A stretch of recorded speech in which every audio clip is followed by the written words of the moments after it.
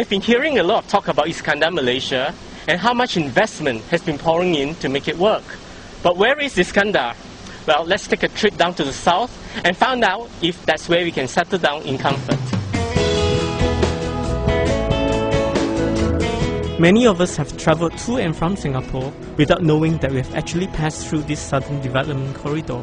The corridor is a 2,200 square kilometre development that consists of 5 key zones. It includes upgrading of the state capital Johor Bahru, the greenfield development of Nusajaya, the expansion of the Western Gateway, the construction of an industrial east, and the high-tech development of the airport area in the north. It is a huge area, almost 3 times the size of Singapore. And because it stretches from Johor Bahru in the south all the way up to Sedana in the north, drivers cut through Iskandar when travelling along both the North-South Highway and the second link. So the challenge that IRDA, the Iskandar Regional Development Authority, has been facing is educating the people on what Iskandar Malaysia is all about. Kita nak branding ni, kita nak sell this name not only to the nation but also to the whole world. So there must be a catchy name. When we were discussing about region, then the then Prime Minister was suggesting to the Menteri Besar, he said, hey, why don't, when I see the tuanku, I will suggest this name Iskandaria. Menteri Besar kata, why Iskandaria? He said, yeah, it is a good name, branding is good, and it's a combination of the name of the Sultan and dia punya Sultanah. The Sultanah is Zanaria, right? So Iskandaria. So when the Prime Minister finally met up with the tuanku kata tak payah. I mean, not exactly his words lah. He said, pakai nama saya pun cukup lah. And kita pun tak mau sebut Iskandar Johor Bahru ke Iskandar Malaysia, Iskandar pun kita sebut Iskandar Malaysia.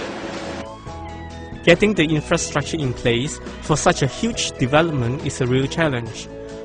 So it makes sense to break it up into smaller zones so that work can be concentrated in specific areas. Zone A is a well-established Johor Bahru state capital. Besides rejuvenating the central business district, the plan is to make JB the waterfront metropolis with the development of Danga Bay, Tebrau, and the Causeway area. Zone B is a greenfield development of Nusajaya. It is called greenfield because it is a new development site without any previous encumbrances. Therefore, IRDA has been able to plan out from the outset where to pass out governmental, financial, industrial, educational, residential, recreational, and commercial activities within the 24,000-acre land. Here is where foreign investors such as Legoland, Newcastle University, Marlborough College, and Pinewood Studios have seen Iskandar's potential in becoming the next growth area. Zone C will encompass the expansion of the port of Tanjung Pelepas, the development of the Asia Petroleum Hub, and the Maritime Centre. Zone D at the Eastern Gate will bring about development of the Johor Port and various industrial and commercial activities in Tanjung Langsat and Pasir Gudang. Zone E in Senai Skudai at the northernmost tip of Iskandar Malaysia will see the expansion of the Senai International Airport and development of technology-based industrial enclave and the Johor Premium Outlets. There's really a lot of development planned for the corridor that is the biggest in Malaysia. And IRDA has a massive task of developing Iskandar into a sustainable metropolis with a projected 325 billion ringgit GDP growth by 2025. Despite the enormity of the plan, the response to Iskandar development has been encouraging. Already, the investment from the public and private sectors has reached a cumulative commitment of 56 billion ringgit at year-end 2009, 124% ahead of target. But what about the prospects for non-investors?